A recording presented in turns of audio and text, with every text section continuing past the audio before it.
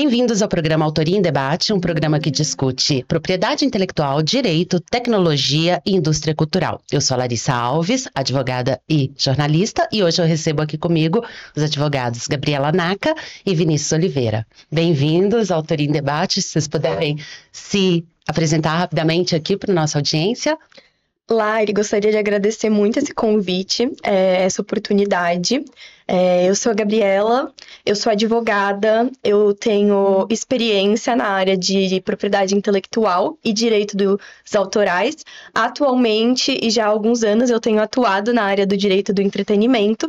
O meu foco é principalmente na indústria do audiovisual. Então, eu acabo trabalhando bastante com artistas e especialmente com produtoras audiovisuais e também bastante com as questões de investimentos públicos e todo o processo de conseguir auxílios e incentivos para as obras audiovisuais e depois toda a regulação junto com a Ancine. Maravilha, obrigada, Vini. Isso, que currículo, hein? Que currículo, exatamente, uma honra! Antes de tudo, muito obrigado, Lari, pelo convite, por estar aqui, podendo a chance de ter esse papo com você. Sim. Vai ser muito legal. Eu sou o Vinícius, eu sou advogado aí, já vai fazer cerca de acho que uns 3, 4 anos. Só que eu tenho um background jurídico aí que já vem de mais quase uns 9 anos aí em controladoria, em questão de gestão de setores jurídicos, enfim, me perdi um pouco. Mas enfim, de gestão jurídica. Eu tenho todo esse background que agora, nesses últimos anos, tem me levado para uma área muito dessa fusão da tecnologia com o direito, me colocando numa posição muito didática. Então, eu tenho desenvolvido muitas implementações, projetos de automatização e implementação de inteligências artificiais em pequenos e médios escritórios. Acabo fazendo aí algumas mentorias sobre o uso da IA, como fazer esse uso. Acabo sendo bem entusiasta do tema, né? Mas com várias ressalvas aqui que a gente vai conversar mais durante o podcast, vai bater esse papo aqui, claro. Sou formado em Direito Digital, minha pós-graduação. Estou concluindo agora a minha pós-graduação em Propriedade Intelectual, de Direito do Entretenimento. E, assim, estou sempre fazendo algum curso aí da questão de tecnologia, de privacidade. O Vini, ele é nosso técnico de plantão, assim, né? Quem está ali sempre nas tendências da inovação, o que está acontecendo nos escritórios e etc. E agora tenho trabalhado muito com isso, né? Dos agentes virtuais, dessa implementação. Agentes e escritórios e tal. E ele foi responsável por trazer a palavra da inteligência artificial para muitas pessoas, eu inclusa, e muitos colegas nossos também começaram a ter contato com isso através dos ensinamentos aqui do Vinícius. Isso, verdade. E é curioso falar, né, porque assim, a gente se conheceu fazendo essa pós-graduação de propriedade intelectual e direito autoral. A Gabi veio no segundo momento, entrou um pouquinho depois da gente, eu e o Vini, a gente entrou junto, e a gente se aproximou, né, foi a tecnologia, deu um match na tecnologia. No ano eu estava produzindo a parte de audiovisual do festival que chama FIA, o Festival Internacional de Linguagem Eletrônica, que acontece aqui em São Paulo, aí o Vini foi na abertura e tal, e deu esse match da tecnologia, né? E toda vez que ele apresenta alguma palestra, alguma aula pra gente, ele traz muito dessa questão dos agentes, das inovações, das ferramentas, especialmente no ambiente jurídico, né? De escritórios e tal. Então, a proposta aqui hoje, gente, é a gente pegar essa parte bem tech, bem jurídica, bem de inovação, bem do digital mesmo, e pensando assim, qual que é as áreas do direito que já estão sendo impactadas pela inteligência artificial. Então, eu queria saber, né, através de vocês dois, como é que está essa questão aí dos escritórios e de tudo mais. Vini, você acho que você tá fazendo, vira e mexe, eu tento chamar o Vini e falar, peraí que eu tô aqui no escritório fazendo não sei o quê. Então, eu acho que muito do que eu iniciou na pós, sabe, justamente essa questão aí que eu acabei tendo muito prazer nisso, de, tipo, trazer as ferramentas para as pessoas, ensinar, explicar, isso já migrou para começar a dar palestra, fazer mentoria, todas essas questões, e tem sido, assim, um ganho mútuo, sabe, quanto mais eu ensino também, eu acabo aprendendo. É um movimento contínuo, né, e para você ensinar, a tecnologia está sempre evoluindo, você tem que tá sempre aprofundando. Porque, assim, uma coisa que... Tem muita coisa da inteligência artificial, né, que o pessoal acaba colocando como teoria, assim, só que às vezes na implementação prática você não consegue colocar tanto. Por exemplo, você vai ver muitos features aí de algumas extensões, de inteligências. Que o e-mail agora é escrito automaticamente, você pode enviar uma massificação de e-mails, só que às vezes na rotina de trabalho a pessoa no Gemini, eu recebi hoje, o Gemini responde, automatiza todos os e-mails para você, etc. E aí, por exemplo, a minha experiência, assim, eu enviava por dia, assim, no máximo uns 3, 4, 5 e-mails. Então, essa implementação que eu acabei fazendo esse projeto de escritórios, essas mentorias, me permitiu muito trazer, assim, pro uso real também, sabe? De entender as necessidades das pessoas e conseguir, tipo, desenvolver essas soluções para elas. Porque eu sou... não acima de um defensor de tecnologia, de inovação da IA, mas muito sobre tanto eu acho que uma autonomia, quanto uma questão de qualidade de vida, sabe? Sei, e eu acho que até nessa questão de qualidade de vida, o que eu vejo, assim, na prática, no meu exercício diário da advocacia, é uma otimização do trabalho. Então, algumas questões, assim, por exemplo, contratos, num prompt que eu dou para fazer um contrato específico, assim, às vezes a formulação do esqueleto do contrato ou de um termo, a inteligência artificial vai me dar maneiras, assim, até de escrever um e-mail, como que vai escrever um e-mail, assim, ou fazer uma ementa de curso também, né, também dou curso e mentoria sobre direito autoral na prática para a indústria cultural. Então, essa implementação e otimização me dá um ganho de tempo enorme. Curioso porque esse ganho de tempo não significa tempo livre, significa tempo de mais trabalho, né? Então acaba que a gente está trabalhando mais. E uma questão muito importante que eu vejo sempre não é julgar a coisa na inteligência artificial e pronto, ela dá pronto e você não checa, não. Copiar e colar, não pode, porque a inteligência artificial, ela alucina, né? Então... Eu acho que isso que você tá falando, assim, mostra, assim, quanto esse assunto, ele é multifacetado e muitas vezes as facetas deles, elas também não conversam entre si, sabe? Porque, pra mim, por exemplo, assim, acaba sendo muito essa questão de autonomia e de eficiência, qualidade de vida, porque é isso, você consegue fazer o trabalho aqui de 5 advogados em um. Só que aí quer dizer que então vamos jogar o trabalho de 5 pessoas para um, sabe? Porque esse lado individual do trabalho, ele também entra em confronto, que eu acho, com o mercado de trabalho, né? Porque o que eu acabei notando, assim, é que muitas empresas têm muito isso, né? Querer implementar IA, agora tudo é IA, vamos digitalizar tudo.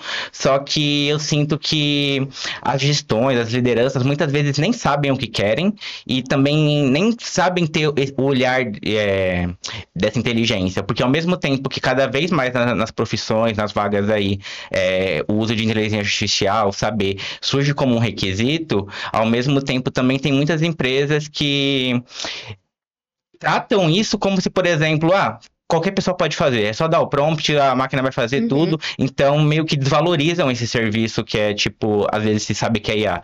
E nas minhas mentorias eu vejo muito isso, sabe? A maioria dali dos meus mentorandos, enfim, no trabalho, eles têm muitas ressalvas de como trazer que estão fazendo esse uso de inteligência artificial, justamente porque pode ser recebido pela liderança, pelo patrão, de uma forma, por exemplo, eu otimizei aqui 5 dias de trabalho em um. E aí, às vezes, quando a pessoa vai trazer isso, em vez disso ser visto ali como uma habilidade, como uma competência, como uma conquista, é tipo, nossa, então você tá com 4 dias de trabalho livre, ou como sabe? uma coisa de preguiça, né? Exato. Exato. Isso é curioso, né? Que a gente nota, assim, a gente tem que ter uma troca de paradigma, né? Do velho modo de pensar e do novo ponto de pensar em todas as esferas com esses advances, né? Adventos da tecnologia. Vini, eu gostei muito da sua fala e eu até anotei aqui alguns pontos importantes que eu gostaria da gente aprofundar. Eu queria primeiro, você falou da questão do impacto nas relações do trabalho, e eu queria que a gente aprofundasse um pouco nisso, e também só aí finalizando um pouco do que você falou, eu penso que no caso das empresas e dos escritórios de advocacia, num primeiro momento tem que se fazer um planejamento estratégico de tecnologia, né, para ver o que aquele escritório, e quais que são as dores, né, daquele escritório, o que eles precisam para poder implementar, para daí ver qual tipo de ferramenta usar. Porque o que eu vejo, assim, às vezes até o notebook LM, né, que é eu não sei se ele é um agente, o que ele é, mas assim, é uma ferramenta que por vezes no escritório já resolve bastante coisa. Então, assim, eu queria entrar na questão do impacto no trabalho, né, que a gente comentou isso da mentalidade e tudo mais, e depois entrar um pouquinho também na estratégia do quais que são, assim, o ideal, o beabá, o que não pode faltar e tudo mais. Então, quando eu comento que eu faço as mentorias e essa implementação, eu falei que eu faço a implementação de automatização e inteligência artificial, porque a inteligência artificial nem sempre é automatizada e nem tudo que é automatizado é inteligente. Então, uma das coisas que eu reparo, assim, que as pessoas, vendo das empresas assim, o que acontece é muito esse deslumbre inicial, né? Vamos botar IA em tudo, colocar IA, ou tipo, às vezes tem a reversão total, né? Essa rejeição. Mas o que eu vejo é que, às vezes, as pessoas... as lideranças, enfim, olham tão lá na frente, né, que não olham pro básico, assim, por exemplo, de ferramentas, né? Por exemplo, assim, às vezes, que eu quero uma IA que transcreve áudio, que não sei o que, o Word faz isso, sabe? Às vezes a gente não sabe usar as ferramentas básicas que a gente tem, que já fornecem ali muita coisa. Por exemplo, hoje tem a função lá que pouca gente conhece, do texto rápido, que basicamente você já pode salvar, tipo, às vezes parágrafos inteiros, tipo, tópicos, para quem faz petições. Toda essa coisa automatiza muito, sabe? Sim. E agiliza muito. E assim como às vezes da IA também, quem nunca, né? A gente quis resolver alguma coisa ali com um prompt e ficou ali, tipo, 40 minutos tentando ajustar tudo com prompt, e no final, se você tivesse feito 100 sozinho teria sido mais rápido, né? E aí, é curioso quando você fala isso do prompt, né? Também, e a gente vai falar das relações de trabalho, tá, gente? Fiquem tranquilos. Mas a questão do prompt, da construção do prompt, porque quando a gente fala assim, né, dessa inteligência artificial que a gente vai fazer uma pesquisa, como a gente faz no Google, ou fazia no Google, né? Nem sei mais se já tá ficando obsoleto ou não. Mas a questão dos superagentes, né? E de agentes assim, tipo Perplexity, Humanos. Vocês já tiveram Humanos e tanto Perplexity é meu filho, assim. É seu filho, exato. O ChatGPT pro basicão ali, perfeito, escrever um texto, escrever um e-mail e tudo mais.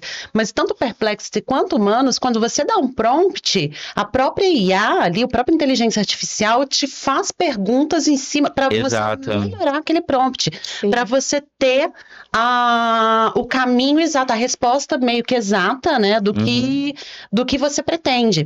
E mesmo no ChatGPT, que eu falo assim, gente, o ChatGPT para mim é como se fosse assim o caçulinha ali, né? Que o primeiro e depois foi evoluindo. Mesmo no ChatGPT, às vezes tem assim, qual seria um prompt ideal? Eu quero chegar a isso. Por favor, me dê um prompt assim. E ele me dá um prompt já mais elaborado. Eu acho que quando a gente fala da IA, pelo menos eu vou tratar agora no sentido individual de trabalho, né? Eu sou muito defensor do que acontece. As IAs, elas são ferramentas. E ferramentas, elas vão e vêm, sabe? Então, hoje é o Gemini, que é a inteligência melhor, que faz isso. Amanhã é o ChatGPT. Ontem foi o DeepSeek. Sempre vai ter uma. E às vezes, assim, é um dia, é uma atualização, um servidor que ela ficou super burra ali, não funcionou. Então, às vezes as pessoas acabam se fechando muito ali em como usar uma IA, uma ferramenta, sendo que o ideal é você ter ali um uso de todas. Eu uso muito isso, sabe? Usar uma para corrigir a outra, fazer essa intersecção. Eu falo no individual porque é muito mais fácil, por exemplo, eu ter uma tarefa e eu começar a dar o prompt no Gemini, e aí pedir pro GPT fazer a conferência, e aí fazer uma conferência de jurisprudência na JUSIA, que é a do Brasil. E aí eu queria... Isso até me lembrou uma história que, voltando no mercado de trabalho, eu acho que é perfeito, porque o que acontece, essas mentorias que eu faço, nem sempre elas são voltadas só para direito. Por exemplo, porque o que acontece, o uso de IA, ele acaba, você aprendendo a fazer, basicamente, como entendendo o conceito ali, eu acho que fica muito fácil você estender isso para, enfim, qualquer setor, praticamente, né? Sim, porque pode ter uma aplicabilidade ali na moda, no design, na comunicação, em tudo, né? Todos os setores. Eu tenho uma colega minha que ela é diretora de marketing de uma empresa de arquitetura. Sim. E aí, assim, ela não usava nada de IA. E aí eu comecei a passar para ela algumas coisas assim. E essa é uma colega minha que ela tem muita tendência de ser workaholic, sabe? Já teve um burnout uma vez, já foi afastada uma vez. Sim. E ela falou quanto ela começou a usar, como isso agilizou o fluxo de trabalho dela, como melhorou, deu muita qualidade de vida. Só que aí, voltando para isso do mercado de trabalho, quando ela foi tentar trazer esses resultados, acaba sendo um balde de água fria, sabe? Porque ali, de novo, a pessoa não vê aquilo como competência. É como se, qualquer pessoa pudesse estar apertando a tecla ali, sabe? Ou você está terceirizando o seu trabalho, né? Exatamente. Essa questão da terceirização do trabalho para a IA.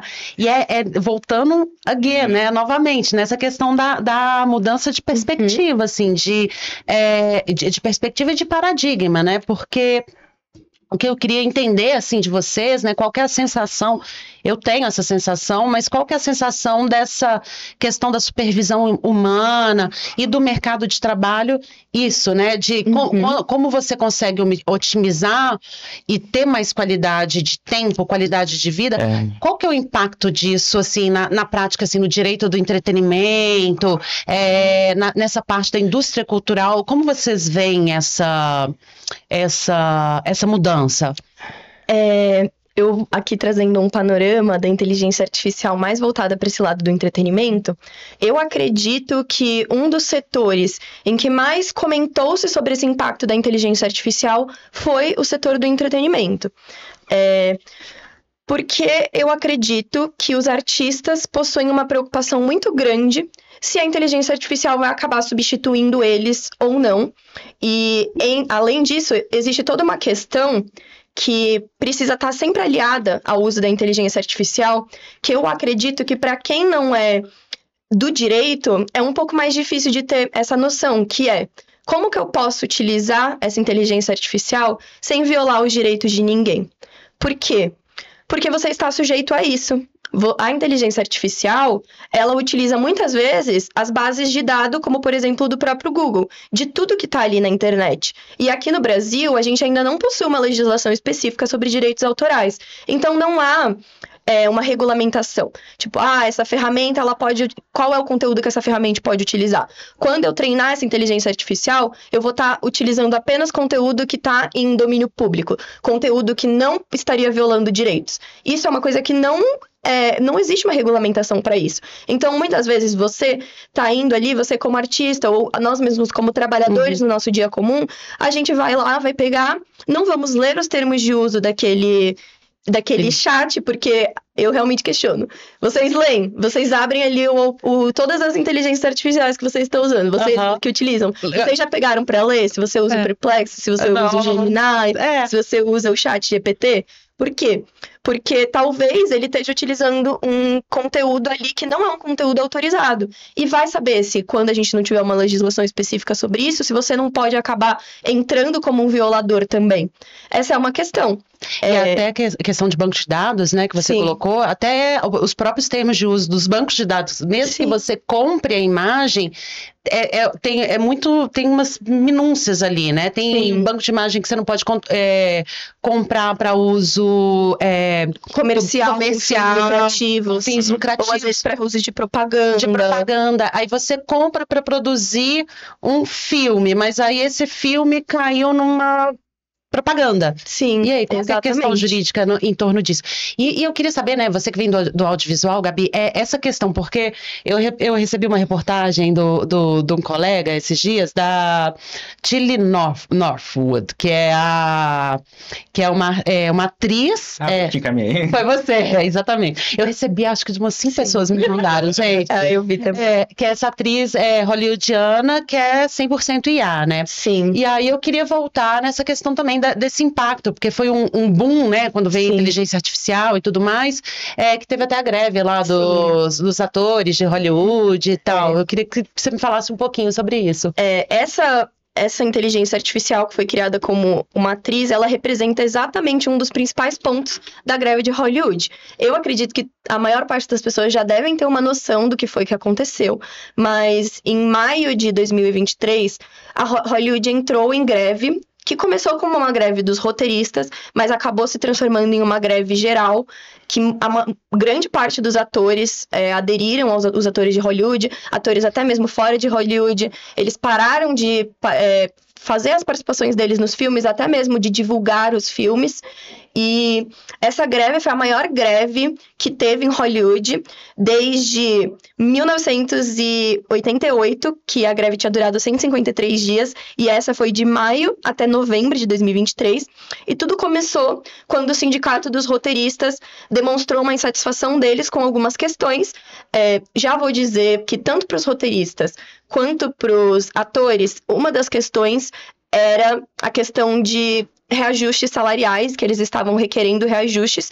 E uma coisa que é algo novo que surgiu com os streamings, que antigamente, como era vendidos os CDs, as cópias, ou as obras audiovisuais costumavam passar na TV, era muito mais fácil de você ter uma noção de quantas pessoas estão assistindo ali, do número de reproduções, e nos streamings isso acaba não existindo. E aí, quando mudou para isso dos streamings, os atores e os roteiristas, eles pararam de receber, eles só recebiam, geralmente costuma ser assim, não é em todos os casos, mas eles recebem para estar sendo exibido nos streamings. Agora, se a sua série é número 1 no Netflix, por exemplo, ou número 2.467, você tá recebendo mesmo. A mesma coisa. Então, esse era um dos pontos, mas o ponto que mais interessa pra gente da greve de Hollywood é o ponto da inteligência artificial.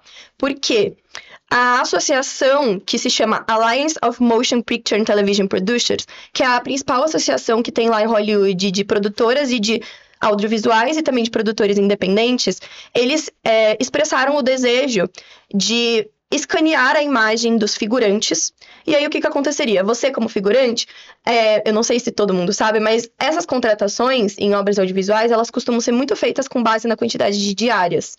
Então, o valor da minha diária é X, eu vou fazer X diárias de gravação, então eu vou estar recebendo esse valor.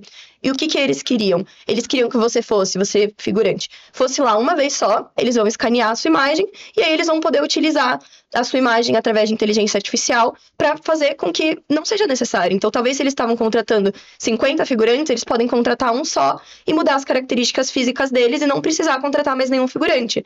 E foi aí que os artistas entraram também, porque eles pensaram, poxa, vocês estão fazendo isso, figurantes, daqui a pouco sou eu. Vai respingar nos próprios artistas. Exatamente. Né? E se você pensar, né?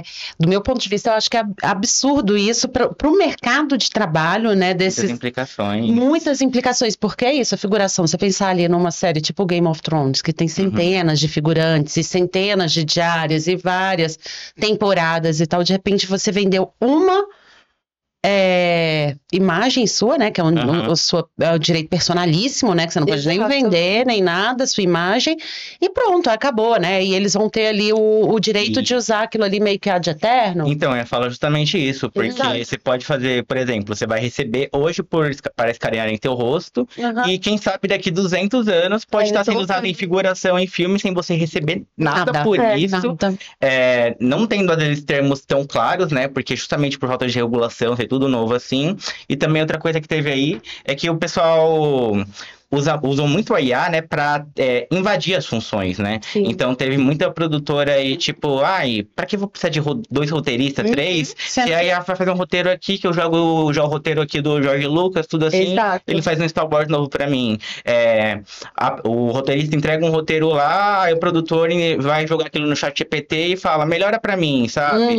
Então, tem muito isso, não só da precarização, mas da intervenção no trabalho artístico. E aí eu acho que isso que mostra também que não dá pra trabalhar com os extremos, né? Porque é isso, tem gente que vai chegar, não, aí vai acabar com tudo, é o final do mundo, tá roubando todos os empregos, e vai ter o outro lado aqui, o pessoal, não, agora IA é tudo, IA é o futuro, se você não se adaptar, ficou pra trás, é a solução de tudo. Isso mostra que não é bem assim, porque ao mesmo tempo que ele é uma ferramenta que eu acho que possibilita autonomia, permite uma qualidade maior de vida, também ela vai gerar ali o que tá gerando de layoff em várias áreas de trabalho, vai gerar uma precarização, porque vão falar, é um ou é outro. São ambos. São os dois, gente. Tem que estar, humano na ponta, né? Cada um. Ontem eu até li o preâmbulo, né, da PL, que você citou, a PL 2338 de 2023? 23, que é o projeto de lei, né, que vai regulamentar a inteligência artificial no Brasil, e ela fala isso, do uso ético, né, da inteligência artificial, e sem que haja uma precarização do humano. E é isso, assim, né? Eu acho que a gente ainda tá numa zona cinzenta muito grande de como vai ser essa implementação ou não, e a gente tem que a ética acima de tudo, porque enquanto a gente não tem essa regulamentação bem definida, essa questão aí que você colocou da figuração em Hollywood, de poder escanear, e em vez deles terem a diária, eles terem a sua imagem ali vendida, respinga em várias áreas do direito, né? Até nesse uso da imagem pós-mortem, né? Que aí voltando até num caso que já tá antigo, lá aquele o vídeo da Elis Regina. Então, será que Elis Regina teria topado, gente? Pois é. Fazer o vídeo da Volkswagen que será, sabe? Inclusive, tem até um episódio que tava conversando com a Gabi, né, do Black Mirror, que lançou acho que ano passado, que é aquele F-Bar. Chama John is Awful. Que é basicamente o que acontece que é isso. Ela tá assistindo Netflix, ela aceita todos os termos de uso lá, ela nem é atriz, e basicamente a Netflix faz uma série com a vida dela, que ela basicamente autorizou pelos termos lá. Os termos que ela não leu.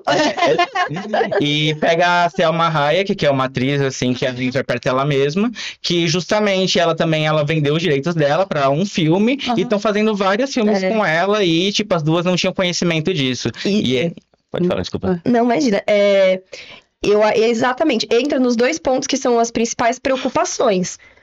Porque quando, além dela não estar recebendo, o que mostra, sei lá, dessa atriz, também tem uma questão dos direitos morais dela, porque ela começa a se sentir constrangida com as cenas em que ela tá. Então, eu acho que também essa é uma preocupação para artistas que toparem ou desejam ceder dessa forma. Porque quando você tá ali trabalhando lado a lado com aquela produção, você tem uma noção do que você tá utilizando a sua imagem. Mas e se colocarem algo que é muito contrário aos seus valores?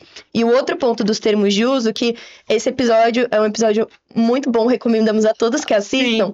Houve uma propaganda muito interessante desse episódio, no qual a Netflix lançou uma plataforma em que as pessoas tiravam uma fotinho, você autorizava ali nos termos de uso, e tava lá uma autorização de que eles podiam utilizar aquela foto para propaganda. E aí um dia as pessoas simplesmente acordaram e a cara de alguns usuários da Netflix, que não são famosos nem nada, estava estampada na Times Square, e aí eles estavam demonstrando o quê? Que ninguém leu os termos de uso, porque aquelas pessoas não tinham ideia. Eu não sabia dessa, adorei. É muito interessante. É fantástico, porque é isso, né?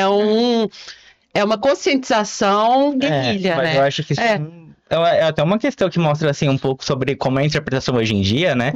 Porque as pessoas assistem um episódio e aí vão lá e ainda autorizam o termo e, tipo... Porque nem precisava dos termos. Se você viu o episódio, já imagina pra onde que vai caminhar, né? Mas eu acho que é isso que mostra aí quando eu falo as multifacetas da questão da IA. Porque, por exemplo, tem a questão do uso ético aí, por exemplo, o custo ambiental tem essa questão que... cada prompt que você está dando ali gasta alguns litros de água, então esses servidores eles estão gastando milhões de litros de água aí, e aí entra toda uma questão assim de como funciona a ética nisso. É justo, por exemplo, eu gastar ali 100 litros de água para perguntar para o ChatGPT qual é o clima hoje, qual a temperatura? Desabafar, porque para usar de terapia. De terapia, sim. Você pode falar da privacidade, da LGPD, você pode falar da questão trabalhista, da precarização. Da questão da sustentabilidade, é isso mesmo. E eu acho que até assim, do ponto de vista, fazendo um contraponto, né? Porque como ainda é uma tecnologia, entre aspas, não é que é nova, mas que está em plena ascensão, né? Tá sendo... Então, do ponto de vista da inovação, também não tem como... Obviamente, a gente tem que estar muito atento a todas as questões trabalhistas, sustentabilidade, acho que acima de tudo, né? Mas não dá para travar também a inovação. Então, assim, em termos de regulamentação, e eu tenho acompanhado isso tudo muito de perto, tem a questão de temos que regulamentar por conta da ética, da precarização do trabalho e etc. Mas, ao mesmo tempo, tem que se tomar cuidado com essa regulamentação para que ela não trave a inovação e não coloque o Brasil num cenário fora do cenário de tecnologia mundial, entendeu? Isso é interessante. Eu estava lendo atualmente que nos Estados Unidos esse está sendo um ponto que está gerando muita polêmica, porque as empresas lá dizem que eles querem conseguir competir, as empresas audiovisuais, né? Querem competir com a China, e a regulamentação sobre essas questões dos direitos autorais das inteligências artificiais na China, ela é muito diferente do que é nos Estados Unidos. Então, eles estão tendo uma dificuldade muito grande de como que eles vão conciliar duas coisas. Por um lado, tem os artistas que estão ali querendo que protejam mais os direitos deles, eles não querem que aconteçam casos que nem esse que a gente estava falando, e por um lado você tem as grandes produtoras que estão dizendo, olha, se vocês não permitirem, por exemplo, uma demanda de grandes produtoras, é que considerem o fair use de todo o conteúdo audiovisual, dos direitos autorais de todo o conteúdo audiovisual lá nos Estados Unidos para ser utilizado para treinar as IAs, porque eles dizem que na China isso é permitido. Então, a partir do momento que isso não é permitido lá, eles estão querendo dizer que eles não vão conseguir bater essa competitividade. Só que do outro lado você tem os artistas e os autores que criaram aquele conteúdo que não querem que aquele conteúdo seja utilizado para treinar uma inteligência artificial sem eles receberem nada por isso. Até a gente estava conversando antes de entrar aqui, né, no estúdio, que a gente estava conversando dessa coisa do banco de dados, né? É até importante falar assim, voltando 70 passos aqui, que toda a inteligência artificial, ela funciona com um banco de dados, né? Então, assim, pelo que eu sei, me corrija se eu estiver errado, Vini, os escritórios que eu converso que tenham uma inteligência artificial ali dedicada para o escritório, eles constroem um banco de dados fechado, porque aí tanto é que não é bom a gente colocar coisa pessoal e etc. em ChatGPT. Eu ia falar justamente isso, porque o que acontece? Primeiro, é o confronto entre a questão ética e a pessoalidade, porque o que acontece? A IA, ela vai tocar muito nessa questão da autoralidade, especialmente áreas criativas, como artistas, enfim, quem trabalha com entretenimento, escrita, acaba sofrendo muito com isso, só que, ao mesmo tempo, então, tipo, tem uma movimentação muito forte dessa classe, com razão pra isso, sabe? Claro. Só que ao mesmo tempo também você exige o uso ético, você exige a regulamentação, só que aí, tipo, ao mesmo tempo não dá pra você também se negar a usar, porque, tipo, a IA é ruim, abaixa as IAs, porque na sua vida pessoal, no aspecto individual, isso vai gerar, por exemplo, você conseguir uma menor demanda de trabalho, vai fazer, às vezes, você ter que se esforçar mais por coisas básicas, sabe? Porque é aquilo, a gente quer que os robôs, eles façam as coisas automáticas pra gente fazer arte, e não que os robôs façam a arte pra gente, tipo, fazer essas tarefas, enfim, automatizadas. Não ter essa inversão dos papéis, né? E a questão da LGPD, da privacidade, é muito grande, porque, assim, em regra, sempre que você tá aumentando a facilidade, você tá baixando a privacidade. Por exemplo, se você quer a facilidade de você, na sua cama, deitado, falar, Alexa, apagar a luz, significa que tem um aparelho de uma empresa aí que, tipo, privada, que tá ouvindo sua vida 24 horas ali, justamente para você conseguir dar esses comandos. Então, a gente vai cada vez abrindo mais mão de certas coisas para isso. Da nossa privacidade, né? E assim, é isso que já é, né? A gente tá falando aqui bastante, tá com os nossos celulares aqui, tá falando de Hollywood. Aí no nosso algoritmo ali das redes sociais, a gente começa Vai ver as propagandas disso daí mesmo. A outra coisa que eu ia falar, porque a gente estava falando antes de entrar aqui, Gabi, era da questão do abastecimento desse banco de dados, né? Que teve, acho que na Alemanha, que você estava me falando, que teve um caso agora, né? Essa semana teve um caso na Alemanha em que a Gema, ela é meio que uma sociedade que é responsável pela arrecadação dos direitos autorais, uma coisa meio semelhante ao nosso ECAD aqui, mas para outras modalidades de direitos autorais. E eles abriram um processo contra a OpenAI, que é a empresa responsável pelo ChatGPT. Por quê? Pela utilização de letras de músicas já existentes para o treinamento das inteligências artificiais. E como a gente estava falando aqui, como é um assunto muito novo, cada país tem um jeito diferente de tratar esse assunto. Só que lá na Alemanha, o Tribunal de Munique já se posicionou dizendo que sim, a OpenAI vai ser responsável. Esse caso ainda está em andamento, a gente não tem nenhuma conclusão sobre isso. Mas eles podem até mesmo ter as atividades suspensas no país por conta dessa violação. Porque, como a gente estava dizendo, aquele artista não está autorizando o uso para isso. Isso poderia ser um trabalho... né? Poderia ser um trabalho que seria remunerado. Exato. Então, assim, esse já é o meu principal conselho jurídico em relação a esse tema... é de preferir plataformas que já tenham se posicionado, ou que em seus termos de uso, elas garantam que o conteúdo que elas utilizam ali é um conteúdo autorizado. Mas isso aqui, na prática, é uma coisa muito difícil de você saber. Então, assim, eu acho que, como a gente está falando bastante aqui do projeto de lei, é muito bom que o Brasil esteja se preparando para regulamentar isso, porque como eu comentei lá de Hollywood, tudo que aconteceu ali em Hollywood foi resolvido através de acordo entre sindicatos.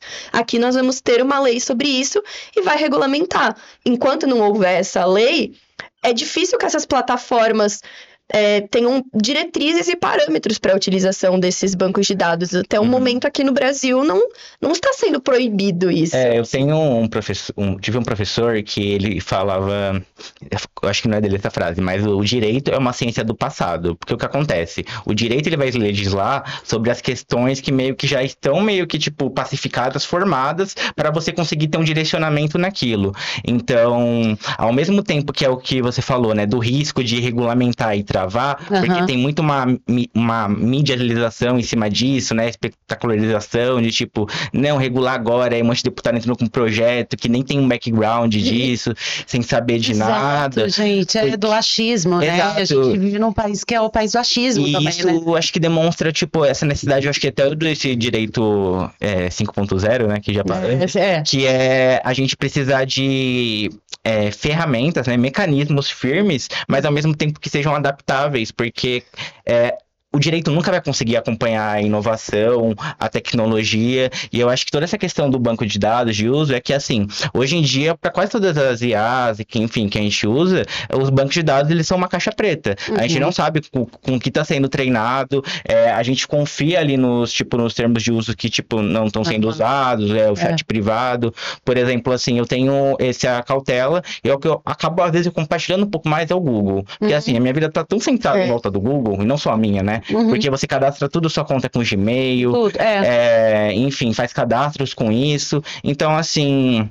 Mas é muito complicado porque é isso, escritórios grandes, o que eles fazem hoje em dia é desenvolver o banco de dados próprios. Fechar essa caixa preta para ser só... Para saber o que está ali. O que tá ali dentro. Porque é todo um risco você, por exemplo... Para criar o DNA do próprio escritório, né? Exato. Também. Você pode colocar ali as jurisprudências que são jurisprudências de verdade. Você confia que ele não está inventando. Porque é maravilhoso as jurisprudências que o ChatGPT cria, né? Inventa tudo, inventa número de processo, número de tudo. E ele inventa também o que o ChatGPT é lindo nisso, é lindo, sendo sarcástico aqui, gente, mas é inventar citação, que ele dá uma citação maravilhosa e coloca lá Montesquieu, aí você vai pesquisar, você fala assim, gente, mas... Coitado. Fazendo o que o Orkut fazia, né, em 2010, de forma automática. Se fosse assim, Montesquieu fazer uma citação sobre a IA hoje em dia, né, eu não tenho... Eu acho que desde sempre assim, né, desde que começou aí a popularização, a gente tem que ter isso aí, porque... É preciso uma conferência humana, uma supervisão humana sempre de conferência. Inclusive, tem tido muitas condenações disso de litigância de má-fé, advogados condenados, oficiou OAB por ter juntado a jurisprudência, tentado recursos com, enfim, ações que não existem. E hoje em dia, Casias, é até engraçado isso, porque o que acontece? Antes era um delírio, assim, total, né? Era um número inventado. Tudo, e aí, alucinação, né? Então, e eu acho isso, eu vejo assim, até pelo meu uso de ensinando as pessoas um pouco como mexer nessa ideia, o que acontece? Você vai pedir uma coisa pro chat ali, e aí, tipo, você viu que inventou jurisprudência, alguma coisa assim, e você falou, nossa, tá tudo horrível aqui, cancela tudo. E a questão é que não, justamente se você tá perguntando uma coisa que você tem aí essa chave hermenêutica, né, do direito, a gente como operadores, você consegue ter um viés não, mas enfim, um grau de atenção, de conhecimento sobre o conteúdo. O que acontece? Muitas vezes, você vai pedir ali, um contrato, ele vai gerar um contrato bem fundamentado em algumas coisas, e vai ter uma coisa absurda ali no meio. E você, com o seu conhecimento, você consegue identificar isso. Exatamente, a sua análise, é por isso que é o humano. Exato, né? O delírio da IA, ele vem justamente um pouco disso agora, porque o que acontece? Ela agora não só tá inventando tudo, assim, às vezes ela vai agora, fornecer uma ementa que é falsa, mas o número da ação é real. A ementa é real, mas não tá batendo com o número daquela ação, o nome daquele relator, ele vai dar um link, mas você vai clicar no link, ele vai para outro. Então, é aquela questão assim que, nunca vai ser uma coisa totalmente desaproveitável, vai ter meias verdades. As meias verdades é isso, assim, né? E agora já vou bater no meu background de jornalismo. Tem que ter a checagem de fato sempre, né? Sempre. E tá muito atento, né, com essa evolução toda. E aí agora agora não, né? Desde o começo desse ano, com o Veo 3, com Sora, que são inteligências que geram imagem, né? É isso. A gente tá ali, tanto eu quanto você, pessoas, entre aspas, leigas na técnica do audiovisual, a gente abriu um aplicativo e a gente consegue fazer um vídeo com uma imagem. Então a questão do deepfakes, né? Que é um podcast próprio. Um texto próprio, e a gente tem que estar muito atento a isso. E aí eu trago aqui também, né, que eu não sei como está essa aproximação hoje em dia, porque a gente tem que estar muito atento às movimentações internacionais, né? Igual você trouxe Hollywood, você trouxe a Alemanha. E no começo, agora desse novo mandato do presidente dos Estados Unidos, teve esse alinhamento estratégico com as Big Techs, né? Com Elon Musk, todos eles estavam ali apoiando esse novo governo. Eu não sei como está hoje em dia, mas na época teve essa questão de inversão das plataformas não se responsabilizarem mais sobre o conteúdo que ali for colocado. Então, assim, isso abre um oceano. Ainda bem que no Brasil a gente já teve uma decisão justamente no contrário, na responsabilização dos servidores. Dos servidores, que foi do Marco Civil da Internet, né? Que é o Marco Civil da Internet, e que justamente isso, antes não tinha responsabilização e agora sim, né? Eu acho que isso é um ponto muito importante, porque o que acontece? Hoje a grande, não posso falar assim que eu conheço todas, né? Mas uma maioria expressiva das empresas de tecnologia, unicórnios, servidores, enfim, de IA, elas se localizam no Vale do Silício, nos Estados Unidos. Então, pela a própria localização, o interesse, por exemplo, aí o presidente alinhando com as Big Techs, já pressupõe um viés de como vão estar operando aí. Porque a partir do momento que você trabalha com dados sensíveis e você fala que você não precisa se responsabilizar, virou uma caixa de Pandora. Porque, por exemplo, é o que acontece muito hoje em dia. Você vai jogar ali uns autos de um processo inteiro no chat e vai facilitar muito sua vida, só que às vezes vão estar contendo extratos bancários, RG da pessoa, contando tudo. Você está armazenando ali, você tá dando informação para esse banco de dados, informações de dados sensíveis, né? Que são dados assim, só da pessoa.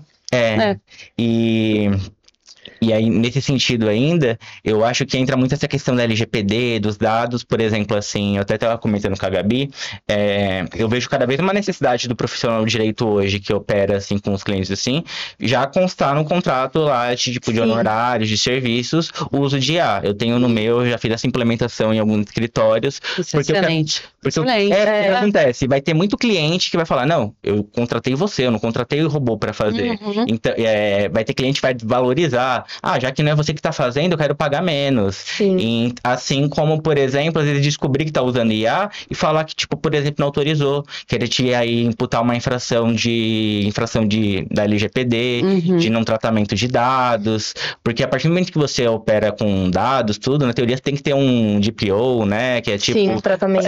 Fazer todo esse tratamento, e a gente sabe que empresas médias, pequenas, assim, não conseguem isso, e a realidade hoje, assim, é que, tipo, a gente tá gerando dados a todo momento. Cada scroll que a gente dá em uma rede social, você já gerou uma quantidade infinita de dados ali, sabe?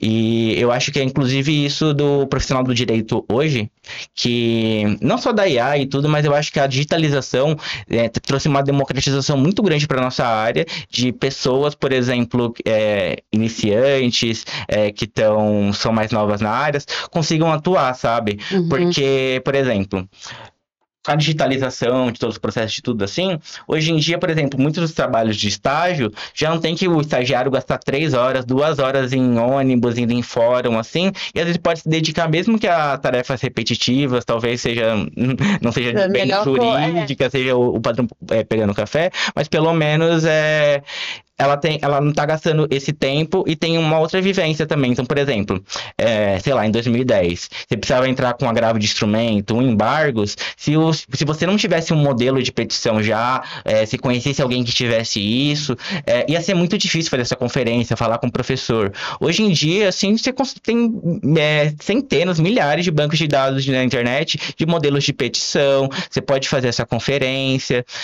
Então, eu sinto que trouxe muito uma democratização por o jovem advogado, sabe, novo profissional do direito, de como operar e ter uma possibilidade de você aí, não vou dizer concorrer com os escritórios grandes, né? Porque mas atuar, né? De entrar no mercado de trabalho, porque hoje em dia é isso, a gente tá, por exemplo, vamos falar assim, no Brasil hoje a gente tem eu acho que são algumas centenas de milhares de advogados sendo formados por ano. Muita gente fala de uma saturação de mercado, enfim. Só que, ao mesmo tempo, também a gente tem uma sociedade que a gente nunca teve tanto litígio e tantas obrigações quanto hoje, porque o que acontece?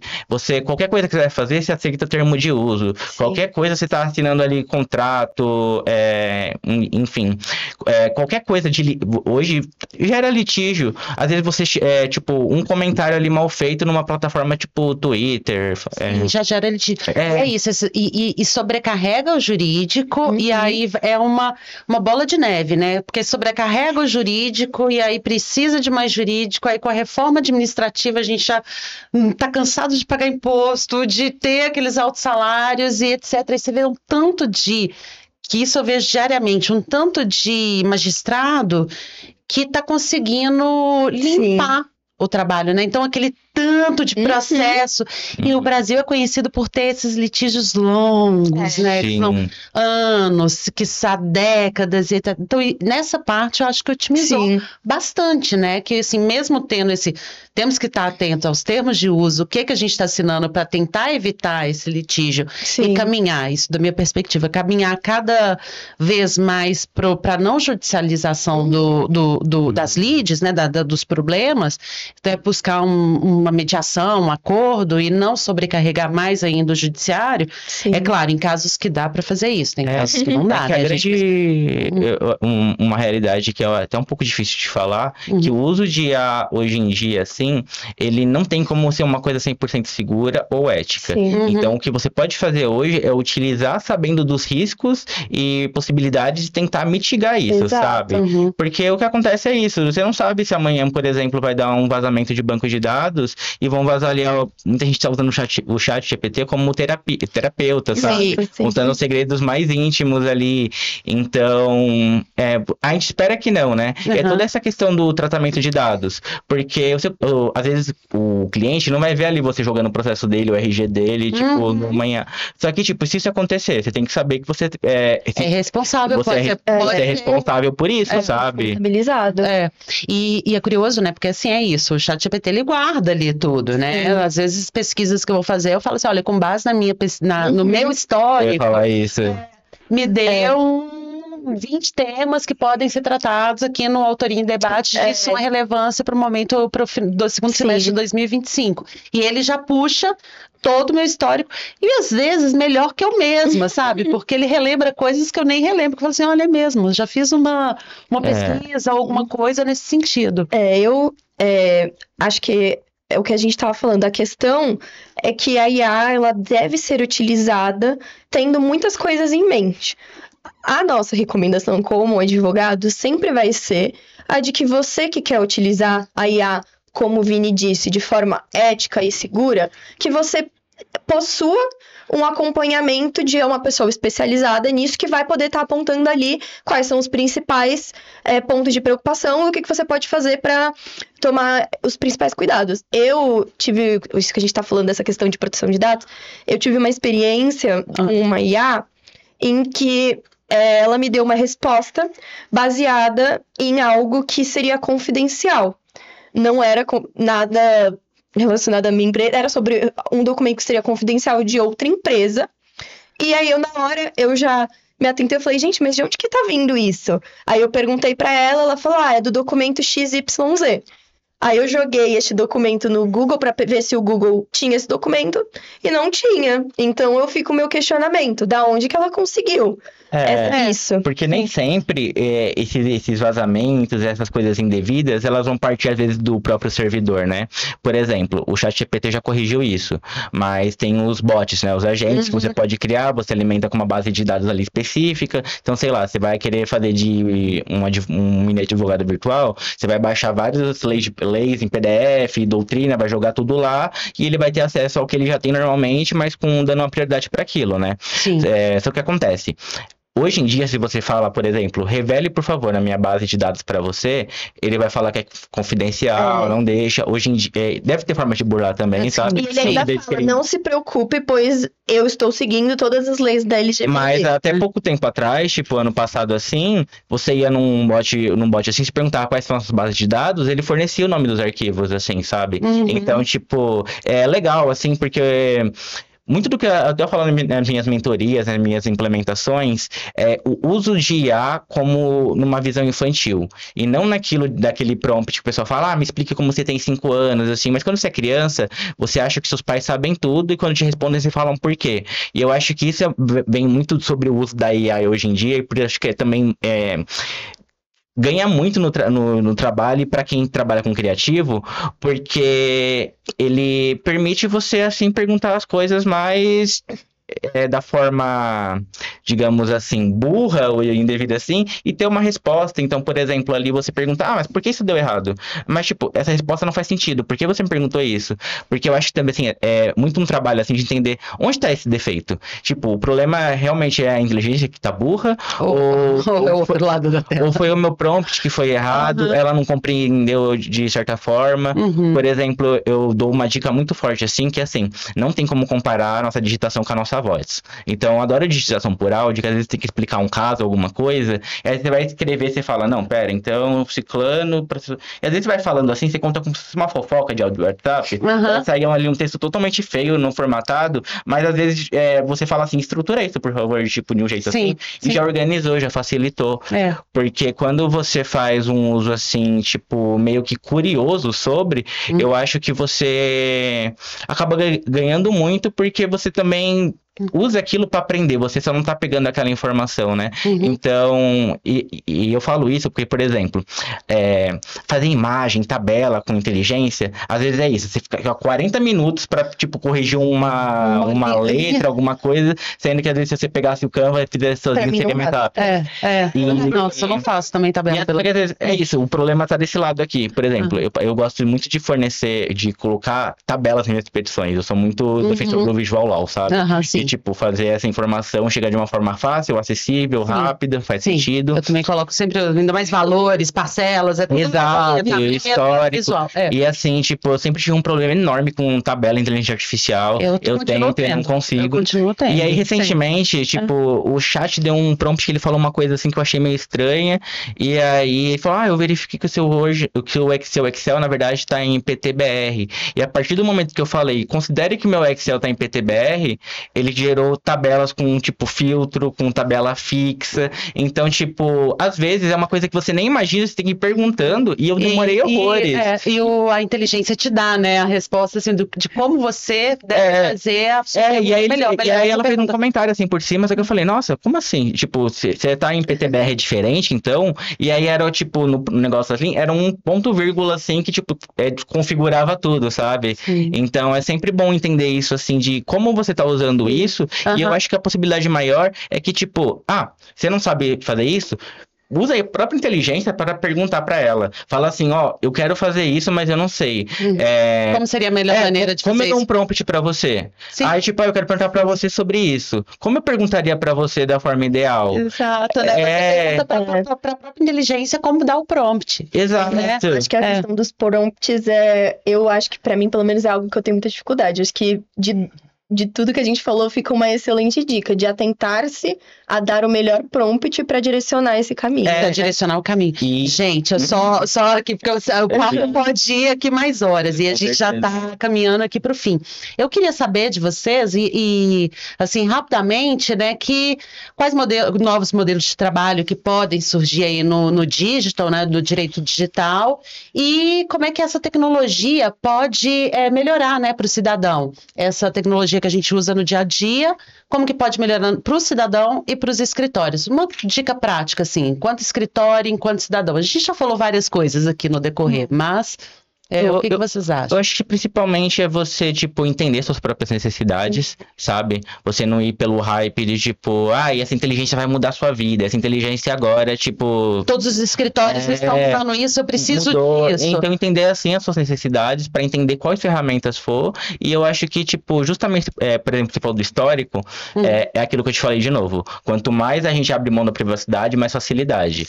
Antes eu perguntava pro GPT, tipo, conforme histórico tudo, ele não tem acesso a conversas passadas, só tem acesso a essa conversa, e eu ficava tipo, que raiva. Agora, tipo... Já dá um alívio, exato, né? agora eu sei que ele tem todas as minhas conversas armazenadas, mas é muito melhor que, por exemplo, de prompt. Eu falo assim, considerando os últimos prompts que eu dei aí, tipo, nos últimos 2 meses, quais são os que mais se repetem para eu tentar automatizar isso, sabe? E já coloca no bot alguma coisa assim, por exemplo, se você usa o Chrome, eu perguntei para ele, por exemplo, ele tem acesso ao histórico do navegador. De novo, abrindo dados, mas assim, considerando todos os sites que eu acessei, o meu histórico, minhas pesquisas, assim, que insights você consegue tirar do meu uso, tipo, do negócio assim. Então, tipo, você vai perguntando assim, porque eu acho que, tipo, você não ter medo, porque eu acho que o máximo que você vai ter é uma resposta ruim. E eu acho que você se dá o valor como profissional também, de, tipo, você saber que usando a inteligência, você não tá se desvalorizando.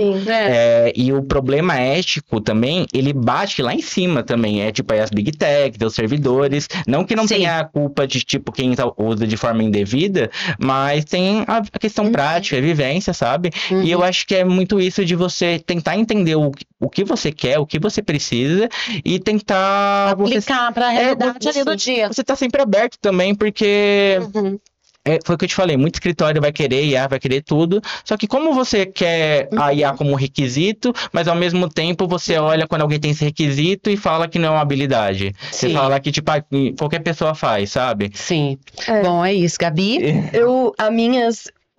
As considerações que eu gostaria de deixar para as pessoas que querem utilizar a inteligência artificial no trabalho primeiro, para ter um cuidado com essa questão toda que a gente expôs dos direitos, que são muitas modalidades de direitos que podem estar sendo violadas. Então, ter uma atenção no que você está utilizando, se você está correndo risco de violar alguma coisa. Se você for utilizar isso, como eu digo, trabalhando com produtoras, para filmes que vão ser lançados, eu acho que é interessante. Você precisa entender também, se houver alguma violação, se aquela ferramenta ali está se responsabilizando ou se a responsabilidade vai recair sobre você.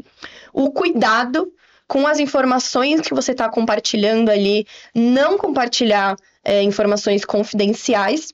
E também, eu acredito que seja muito importante para todo mundo que quer utilizar no seu trabalho, como o Vini já comentou, que os contratos prevejam isso. Se você não quer, se você, como artista, por exemplo, não quer que a sua imagem seja utilizada por inteligência artificial, é importante, na hora da sua contratação, que isso esteja expressamente escrito no seu contrato. Do mesma forma para a empresa contratante. Se você quer utilizar, precisa estar escrito exatamente quais são as finalidades, se vai haver uma remuneração adicional, que é o que recomendamos para valorizar o trabalho daquele profissional também. Com certeza. Então, assim, é uma questão que deve ser pensada quando você for mexer na parte de contrato. Tanto se você quer utilizar, quanto se você quer garantir que não seja utilizado. Eu queria dar uma dica prática que eu lembrei agora, que é essa questão de dados, assim, que eu utilizo hoje em dia. Porque o que acontece? Você vai pegar um processo ali que tem, tipo, 1000 páginas, realmente é inviável você ler, você não quer jogar, então o que acontece?